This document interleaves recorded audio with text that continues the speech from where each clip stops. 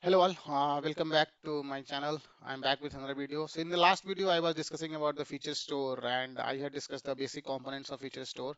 Uh, this is part two of the same video. In this, we will be looking at some of the architectural choices that we can have to choose which feature store we can have. So let's get started.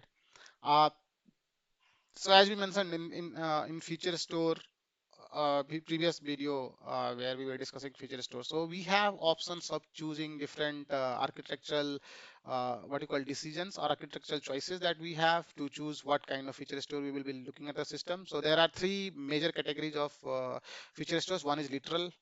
So literal feature store is something that it would like it will store the pre-processed features. It will feature store will only provide storage.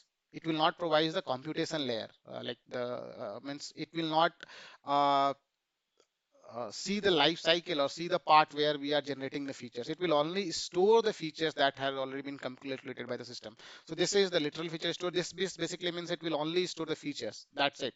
The computation, everything has to be managed somewhere externally. Then we have concept of a physical feature store.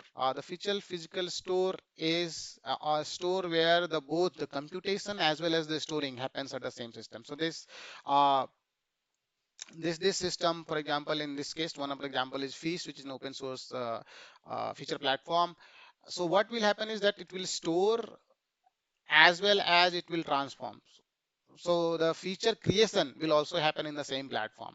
And generally, what they will provide is they will provide a domain specific language to define the feature transformation and their storage layer, and then it will also have serving capability as well. So this is a physical feature store that we will have. So it will have a metadata layer, it will have an inference store, it will have a training store, and it will have a transformation engine as well. And then it will basically it will say that okay, you don't need any other platform, whole thing will be in there. So this is certain, some friction will be there if we have this kind of feature store, because let's say the company has already invested in building a computation pipeline, and then we have to replace everything with one system, which might not go well with some of the systems, some of the companies. That's where this virtual feature store comes into picture. So what this does, it will have all the components, but it will not implement these things. It will provide interfaces for us to implement this. For example, the computation can be offloaded to our systems. For example, if we have already an Spark pipeline running in our own platform, so this feature store will simply plug into that and then provide the feature part of. So it will have a metadata layer, it will have an inference layer, it will have a training store, it will have an inference store, it will have a coordinator that coordinates between different aspects of the feature engineering part, and then it is a plug and play. For example, here if you see uh, um, this is a platform, then we have feature repository which is part of this feature store itself, but the computation which is happening, see here, compute and storage, this is something which is not part of this platform, it is external. So we can plug. So in case, for example, if we want to generate our features using Presto, we can, if we want to generate our features using, let's say, DBT, we can plug in there. So there are different feature storage that is available. Same way, we can plug and play feature governance, feature monitoring part. We can also plug in some other feature forms or notebook instances in here, and then we can create this thing will only have a pointer to these, and then it will be served using that engine. So this is another approach, and this is generally uh, what you call large companies will opt for this, because this gives us this in what you call plug and play system. uh, Now comes the question that do we even need a feature store, like so this uh, what you call decision diagram helps us in identifying and figuring out that do we need a feature store, or we need simply a transform. And this transform in a sense, for example, let's say if we only have one model and that model needs some transformation, do we need a feature store for that? No, because it's one single model. We can club that transformation logic in the model's code itself. So there is no need for a feature store. But if we have multiple features where the multiple models which are doing inferencing, and those models have computations that are, let's say, repetitive in nature, or that needs to be done at a regular interval, then those cases we need a feature store. So this flag, this decision tree simply says that does the feature needs to be computed at server side or at the client side. So if we are looking at server side, I mean, server side is not at models side. It is that's what this question means. So if it is yes, I mean server side means at the model's end. So if we have that requirement, then feature computation is, if not very expensive, we can do in model computation itself. Let's say if that we want to do, but that is very expensive, then we can go ahead with uh, and we will have to find out whether this feature that we are calculating it will be reused by some other models. If yes, then we will use a feature store. If not, then we will go ahead with a transform. Again, that this transform is an external transform. This one is in model computation. So there are two different parts. Again, if the feature, let's say the answer to the question was no, and then we come to this part where it says that does the model require features needed to be computed differently? Like, let's say if we have two different models, and those both of those two models requires two different methods to calculate that feature, or the feature that we are calculating are two separate entities. In that case, we will need a feature store, right? But if not, if the strategy is same, let's say we are doing the same transformation again and again on different things, then we don't need a separate feature store. We can simply do a what you call normal transform on the data, and then we can serve it as a feature. So we don't need, in that case, we will use a transform, and then that's how we decide whether we need a feature platform or we don't need a feature platform. Now coming to some of the feature stores which are available. So these are the certain which were very common and which are now available for people to look at. For example, Michelangelo is a proprietary feature store from Uber, but they have in one of the recent blogs they have mentioned that they will be open sourcing this Michelangelo feature store in upcoming days. So we might see this as an open source solution as well. Zipline, which is an proprietary feature store from Airbnb. Then we have Metaflow, which is a proprietary from Netflix. Tecton, which is again a successor to Michelangelo, is again a proprietary solution. Companies are using this. Uh, then we have JFrog's ML Quack, which is again a proprietary solution. And then we have these open source solutions, like for example, Feast is an open source solution. Then we have Hopswork, which is again an open source solution by LogicLogs. Then we have Butterfree, which is again an open source feature store from Quinton Andar. And then Feature Form is a new and upcoming virtual plugin based feature platform that is out there in market. And this Drift, which is an proprietary feature store from Lyft. And then SageMaker also has a feature store. Now I think Databricks is also in talks to acquire, I think, Tecton. So the feature store that is available on Tecton will go to Databricks, and Databricks will offer this as a feature in their platform itself. So yeah, there are some things to watch out in there. So this is a different models which are there. For example, Tecton has these things that they offer, and Feast. Feast was the one which laid the actual what you call uh, base in terms of feature store, and this is from Michelangelo, Uber's Michelangelo feature store.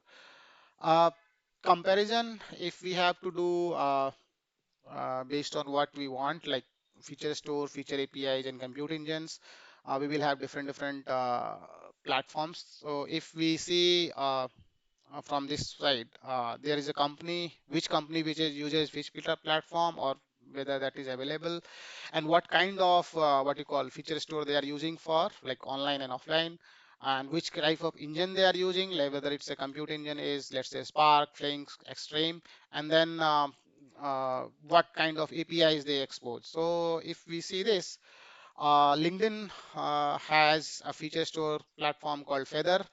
It uses Venice, which is their own in-house tool to use as an online feature store. Offline, if you see, they use SDFS or Pinot, Pinot as an offline feature store. They use for online computation they use Samja, and for offline they are using Flink. And there the APIs are Python and Python, like the feature API feature. If you want to make a call, the feature API is written in Python. An orchestrator they are using is Azbekan, Goblin or Venice API is also there. So this is one example, and hence I have listed down all other what you call feature stores that are available, that are known or publicly listed. So you can just pause this video and read this. The generic things that I want to mention is that if you see, majority of these will have a key value pair stored as a key value system as an online feature store. If you see, Redis is at Airbnb, Instacart, DoorDash, Stripe, Lyft. So these big companies which have a very large feature store, they are using Redis as their online feature store. But you will also see companies using alternatives to that. For example, if you see some people using KeyDB, which is again in-house tool by Snap itself, but they are not using Redis in that case. LinkedIn is using Venice, a different, and Facebook is not using even any case store. They are using an on-demand Velox engine to serve this feature, to store this feature. And some companies are using Bigtable because I think they don't have near real time. It's like not fully low latency real time inferencing needs. So they have used Bigtable in that case. What this helps us in doing this, because for example, if you see Spotify's case, so the feature platform that they have is feature store is Bigtable, and the compute engine is Flink. So both for streaming as well as for all offline mode, they have the same store as well as the same engine. So this makes it very easy for them to maintain or to have the same state between two different systems. That what we had this option, right?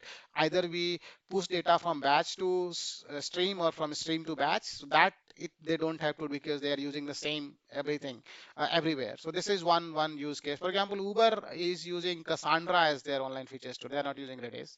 So things are that if you look at this, majority of them are using online feature store, which is a key value store. For example, Cassandra can also be used as a key value. Memcached is a key value store. Then we have Manhattan again is a key value store, which is stored built by Twitter. Gojek has their own system, a data store, which is built on top of Redis-like system. It's not completely Redis. So these are the different what you call online feature stores. And same goes with offline. Someone is using SkylineDB, some are using Pinot, and then Cassandra is also being used. Dynamo is also being used at Lyft. So there are different choices that they have made.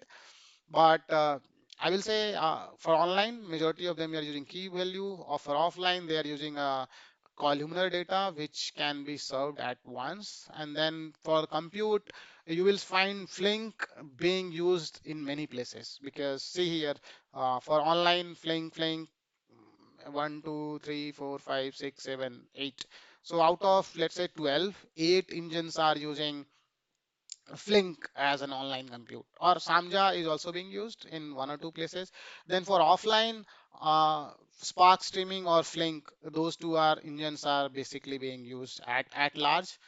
And API, if you see, generally most of them support either YAML or a Python based system. So if you see, YAML is everywhere, Python is everywhere. So that's where. And orchestrator, if you see, Airflow will be common. Like many people will be using Airflow as their orchestrator for the feature platform that they have, or they might have built their own systems as well. So this was the summary. If you want to uh, read it further, you can see. And wherever you see I don't have any values, that means I was not able to find in their documentation or the things which are publicly available, that what they use as their own uh, in that aspect, like whether whatever aspect is, like whether what feature platform they are using, what compute engine they are using. So uh, this information is collected from internet, and it's what you call, it is as valid as of the day when this video was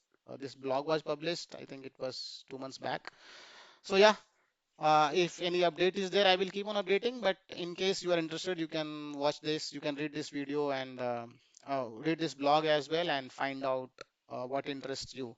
So this was it for this video. Have a nice day. Do support the channel. Thanks.